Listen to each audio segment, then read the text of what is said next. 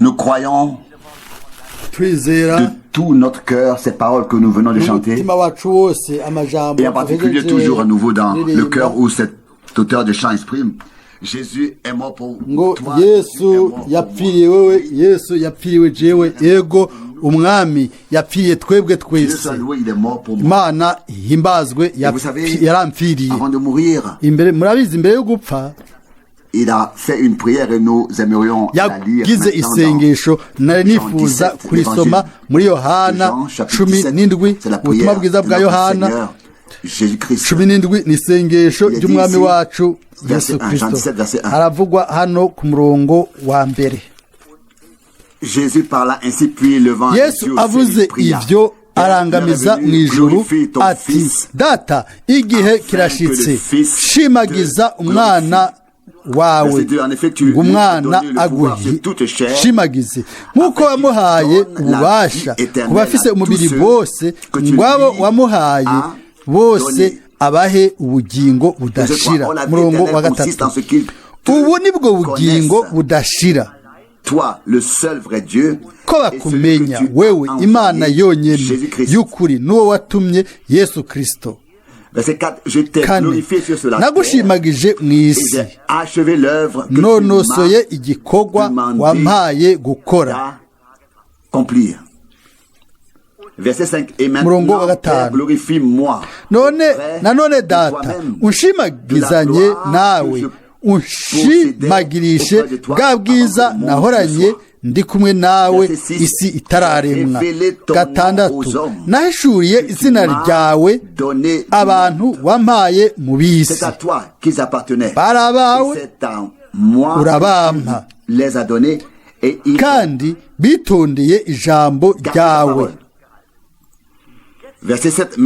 Murongo w'indwi. None bamenye yuko ibyo wampaye byose biva kuri wewe. Murongo w'umunani ubunaho. Kuko amajambo wampaye nayabahaye, nabo bakayakira, bakamenya by'ukuri ko naturutse kuri wewe, bakizera ko ari wewe wantumye. Amen. Verset 9, je prie pour eux. Ndabasabira, sisabira ab'isi, ariko nsabira abo wampaye, kuko ari abawe. Verset 10, et tout ce qui est kandi ibyanje byose à moi est à toi, ni et ce qui est à n'ibyawe nabyo ni ibyanje, est à moi, et j'ai été glorifié en kandi nashimagi muri bo. 11, singiri mu isi, ariko bo bari mu isi. Pendant que je vais vers toi, Père, nanje ndaje kuri wewe, data wera, ubazigamire mu izina ryawe wampaye, donné afin qu'ils ngo soient babe umwe comme nk'uko nous natwe le sommes. turi. 12. Tant que j'ai été au milieu d'eux, je les ai gardés en ton nom, ceux que tu m'as nkiri kumwe nabo nabazigamiye mu izina ryawe wampaye, narabashibamye ko, kandi nta n'umwe muri bo yapfuye rubi atari wa mwana wo gupfa rubi, kugira ngo ibyanditswe bishike. Verset 13, mais maintenant je vais vers toi, et je dis encore ceci dans le monde, afin qu'il porte parfaitement ariko none ndaje kuri wewe, kandi ibi mbivuga nkiri mu isi, kugira ngo bagire umunezero wanje wuzure muri bo. 14, nabahaye ijambo ryawe, kandi ab'isi barabanka, kuko atari ab'isi nk'uko nanje ntari uw'isi. Singusaba ngo bakure mu isi, ariko ngo barinde mu isi wa mubi. Si ab'isi nk'uko nanje ntari uw'isi, ubeze mu kuri. Ijambo ryawe ni ryo kuri. 18, nk'uko wantumye mu isi, niko nanje nabatumye mu isi. 19, kandi nanje niyeza ku bwabo kugira ngo nabo babe bejejwe mu kuri. Sinsabira aba gusa, ariko ndasabira n'abo bose bazonyizera kubw'ijambo ryabo. 21 kugira ngo bose babe umwe nk'uko wewe data uri muri jewe nanje nkaba muri wewe, ngo nabo abe ariko baba muri twebwe, ngo isi yizere yuko ari wewe wantumye. 22 nanje nabahaye ubwiza wampaye, ngo babe umwe nk'uko natwe turi umwe. 23 jewe mbe muri bo nawe ube muri jewe, ngo bahingurwe babe umwe, kugira ngo isi imenye ko ari wewe wantumye ukabakunda nk'uko wankunze. 24 data abo wampaye ndagomba kwaho ndi nabo bahabana nanje, ngo barabe ubwiza bwanje wampaye, kuko wankunze itanguriro ry'isi ritarashigwaho. 25 data ugororotse, isi ntiyakumenye ariko jewe narakumenye, n'aba nabo bamenye ko ari wewe wantumye. Amen. 26 nabamenyesheje izina ryawe, kandi nzobamenyesha mu rukundo wankunze rube muri bo nanje mbe muri bo. Amen. Mwami ahimbazwe kandi ashimwe kubw'ijambo ryiwe ry'igiciro ryera, kubwa rino sengesho umwami yakoze. Yaritwararitse abiwe gushika ku mpera, maze yadugije ano majambo ayaduza ku Mana kuri se wiwe, nk'uko byanditswe hano. Yavuze byose ibyari bikenewe guhera ku ntango. Yarazi byagomba gushika, byagomba gusohoza, kandi yarazi yuko umwana wo kurimbuka yari ngaho. Yego, yarazi byose. Uko niko yasabye, kandi niko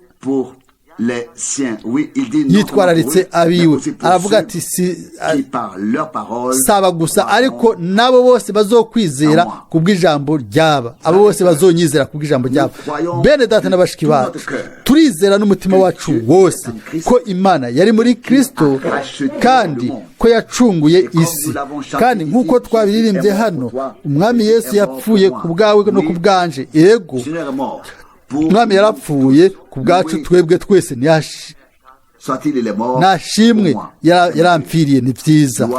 Amashimwe no guhimbazwa bibi vyiwe. Reka duhaguruke dusengere hamwe.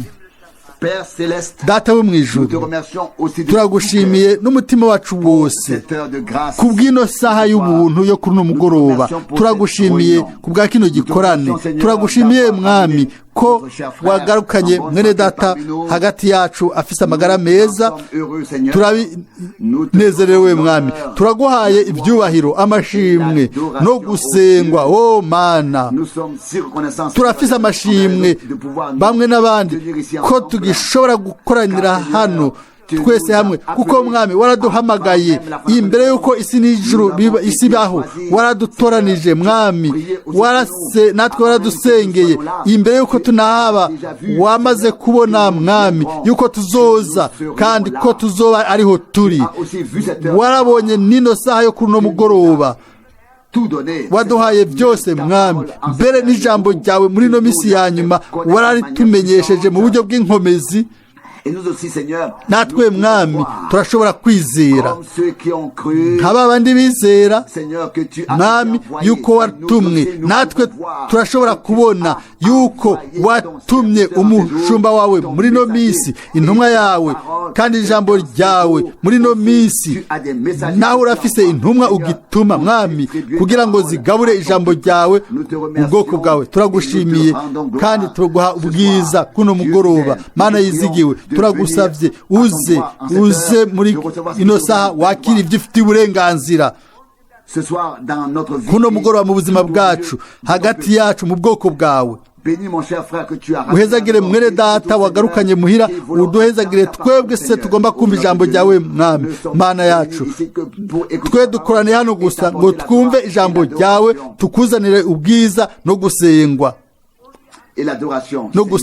mwami turagusaba kandi ngo uwigize kure yacu ibintu byose bitabereye ibintu byose bitugora ubikureho mwami mana tugomba gusa kumva amajambo yawe ayo ufise yo kutubarira mwami turazi yuko waduze kandi wadusigiye ijambo ryawe mwami turabinezerewe turabigushimira mana yizigiwe turagomba kandi kukuzanira ibi mitwaro ku bwa mushiki wacu mwami uraza akaga urazi mwami ibitameze neza mu buzima bwiwe wewe niwe muganga ahambaye ni wewe mutabazi turagusaba turagusenga mwami ukore kuri mushiki wacu muri kano kanya kandi wogomba kwiyerekana ko ari wewe muganga mukuru cyane mwami nta mipaka ufise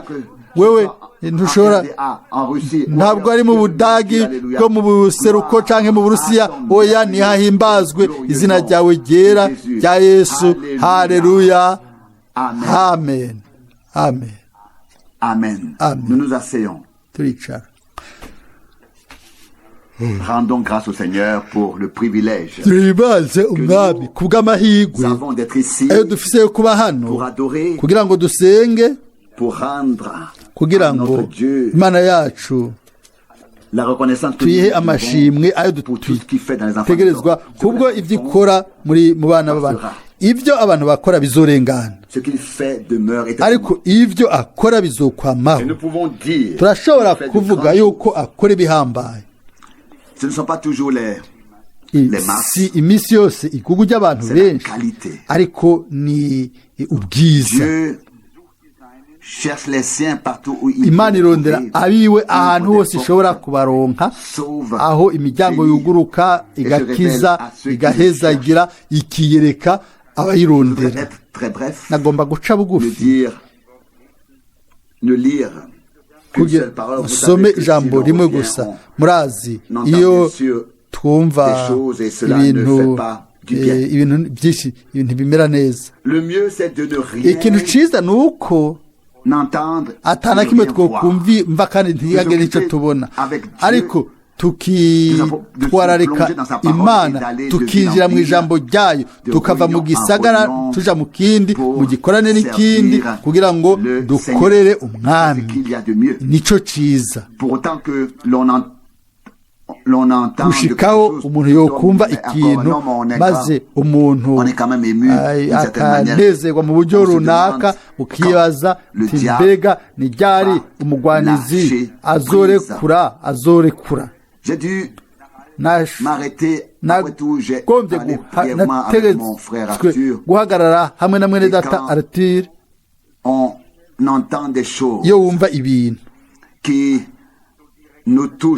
bidukorako mu buryo butumbereye kandi rimwe na rimwe ibintu by'inkozi z'ikibi kandi by'ibinyoma ibintu atari ukuri ni ibintu by'umusonga ugaca ubona rero uti satani arareka abandi benshi akabaha amahoro mu buryo ariko ntagomba gutekana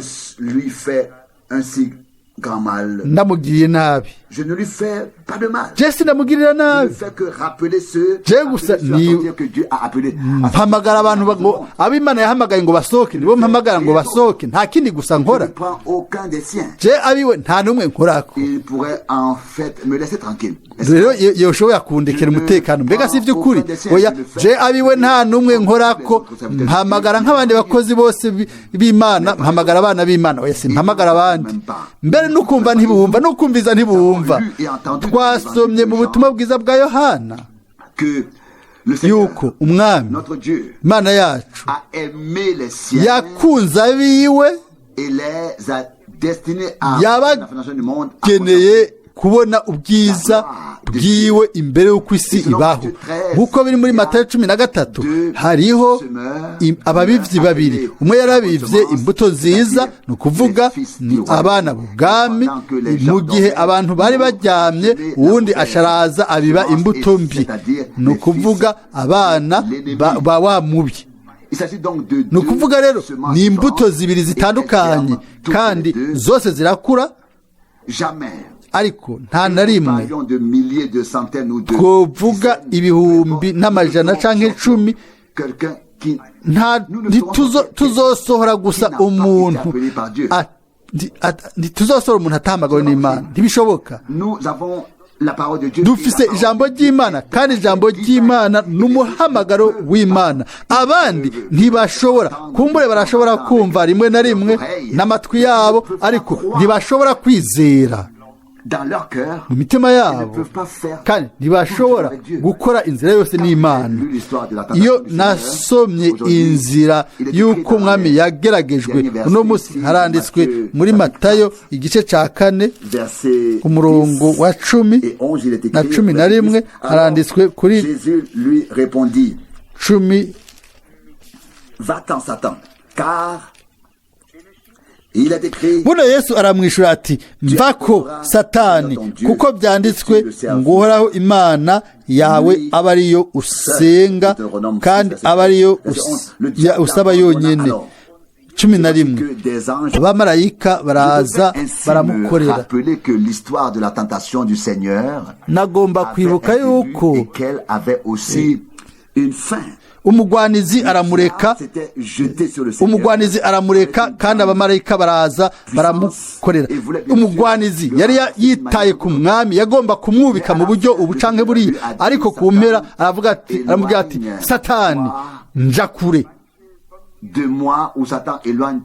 Satani mvako, kuko haranditse ngo uzosenga Imana yawe yonyene kandi aba ariyo usaba yonyene.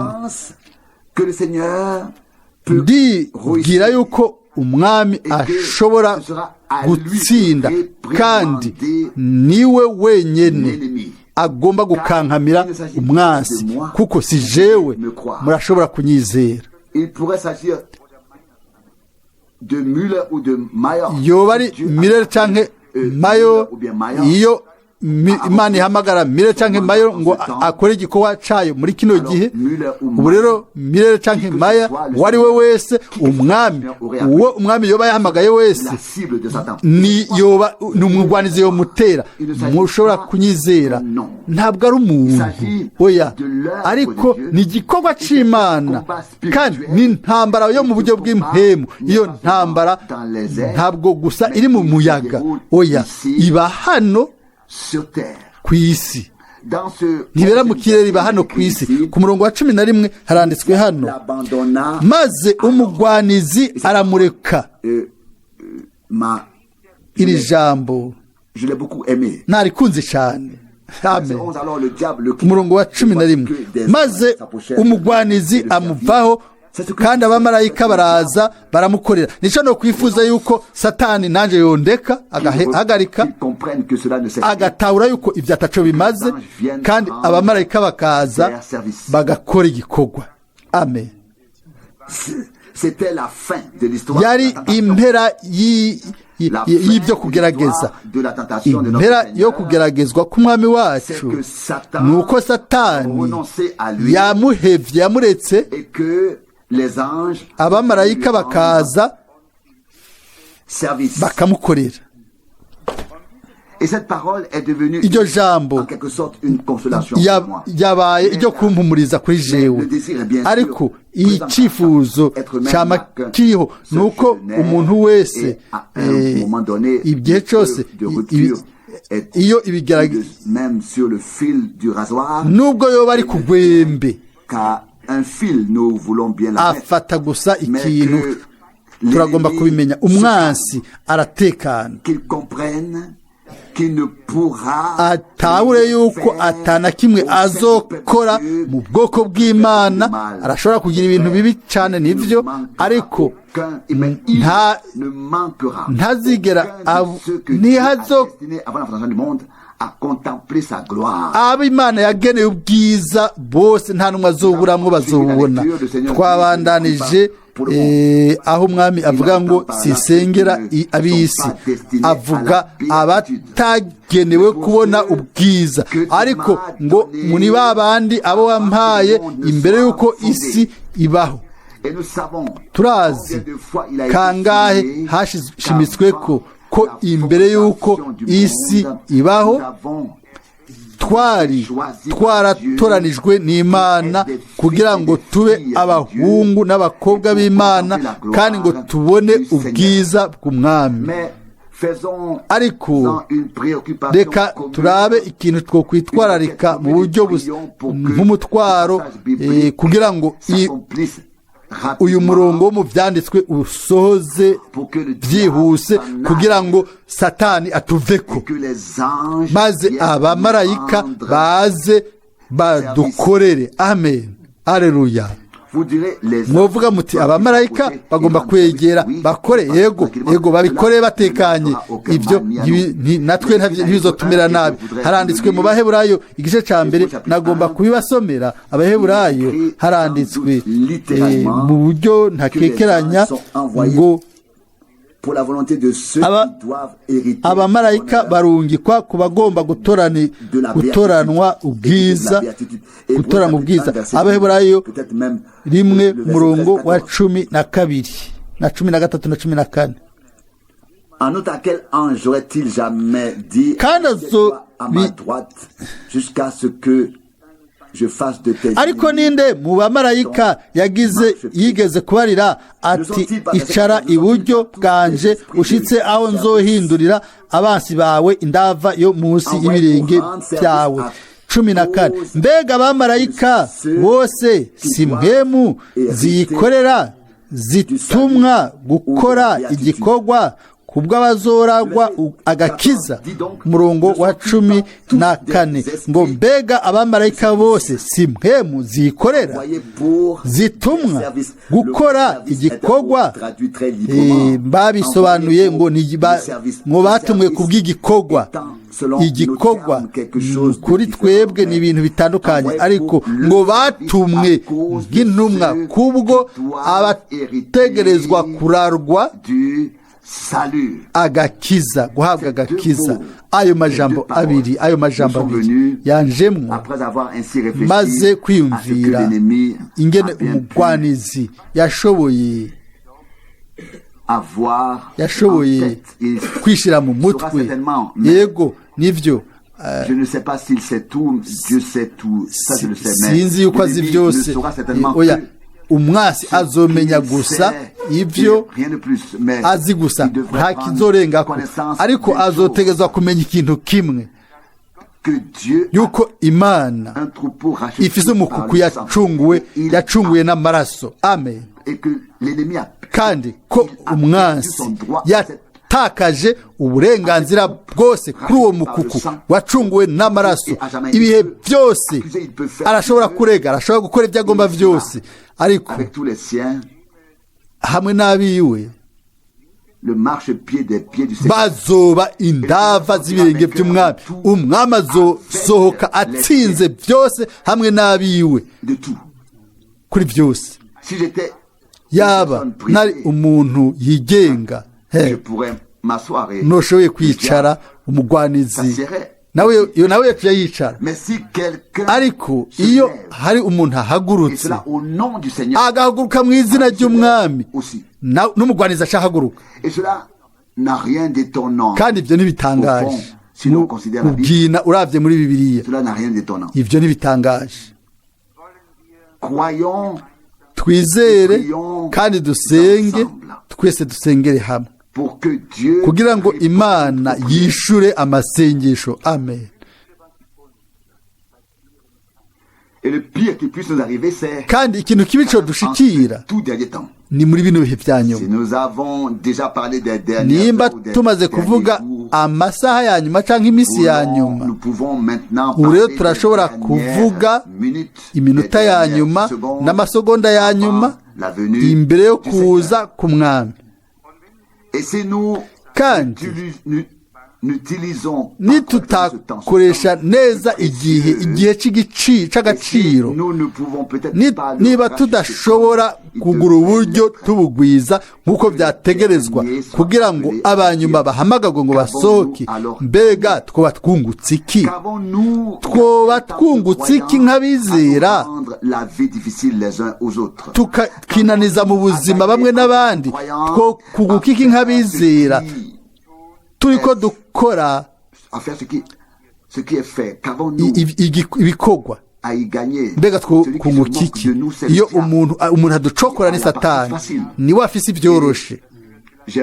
Ariko naronse no minsi ya nyuma naronse kumbure ibintu bitari mu kibanza cyabyo hano, ibi byanditswe ku ibintu udashobora na gato kuvugira hano mbere mu buryo bwiza.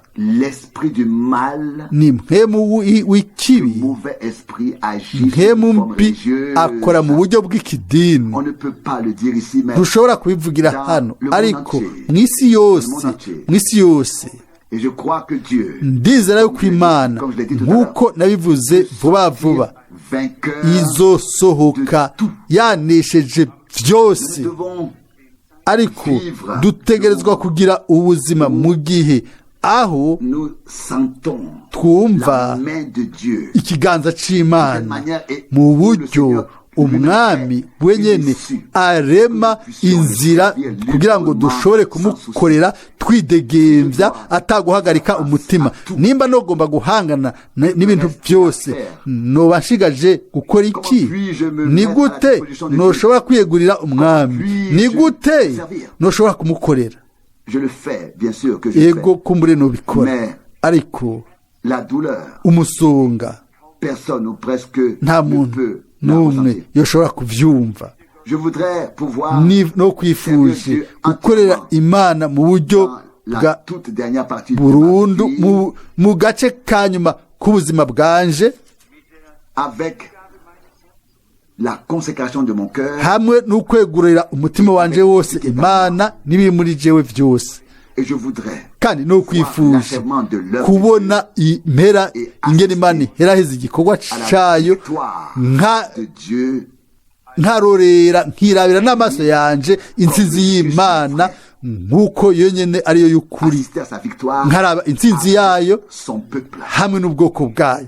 Amen. We wanesheje Igorogota ntiyatsinze gusa ngo atange intsinzi, yatsinze ku bwawe no ku bwanje, kandi yatanze impano yahaye wewe nanje, agakiza kuzuye kanengesereye nk'uko umuririmbyi yabitubwira muri Bibiliya. Ako gakiza kuzuye ni muri Kristo wabambwe. Turagomba kukabona, kumubona, hanyuma tugende dutera imbere tumwizigiye mu kwizera. Zigiye gusa nk'uko maze kubivuga yuko muri kazoza ka hagufi umugwanizi azoheraheza arekura, maze umwami n'abamarayika biwe bazoshobora kudukorera. Byose birashoboka. Umumarayika yaraje kwa Zakariya,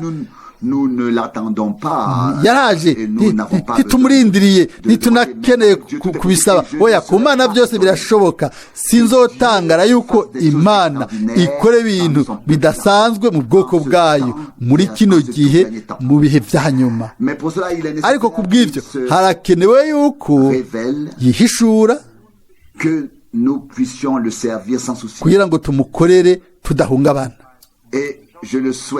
Kandi ndasubiye kubyifuza, kandi ndifuza yuko ubuvugishwa bwa mushiki wacu Jackson yatanze harize imyaka myinshi muri Afrika y'Epfo, inyuma y'igikorane c'Imana, kuri bo byari ibintu bidasanzwe, kuko bari bakurikije itegeko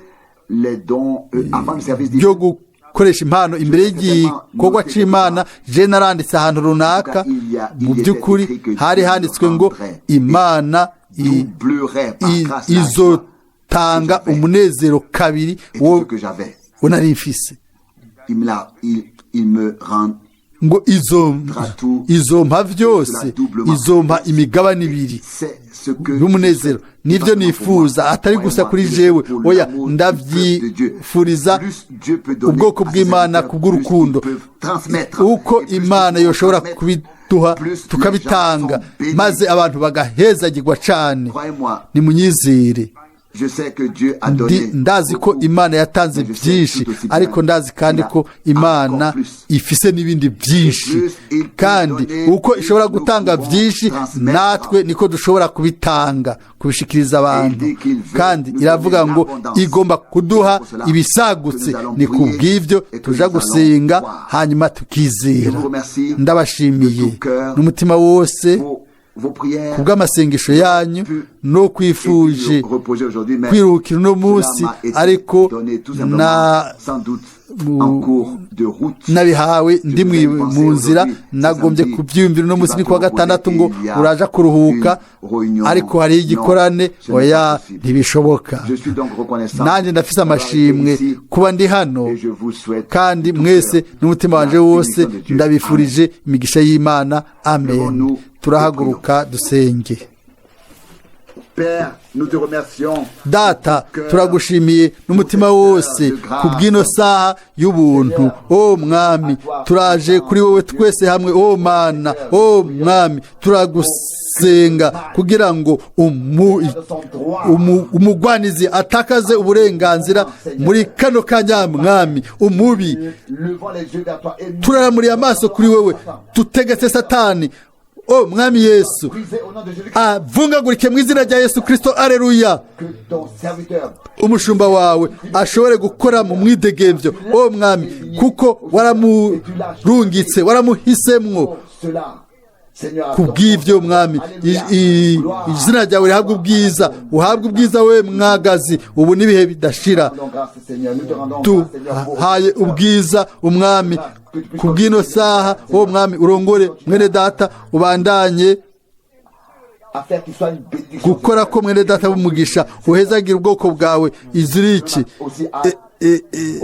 Ego, uhezagire abatoranijwe bawe bose ahantu hose. Mwami, wagiriye ubuntu, ubandanye gukora Mwami. Uzohamagara kandi abanyuma Mwami, mbere no mu Bushinwa, muri Thailand, n'ahandi hose. O Mana, uzohamagara abanyuma Mwami, uzotanga umuhamagaro wawe. Urakoze kubw'ivyo Mwami, ugusengwa n'ivyawe, dushobore kuba mu mugozi w'urukundo Mwami, gushikaho tuzova mu kwizera tukaja mu kubona.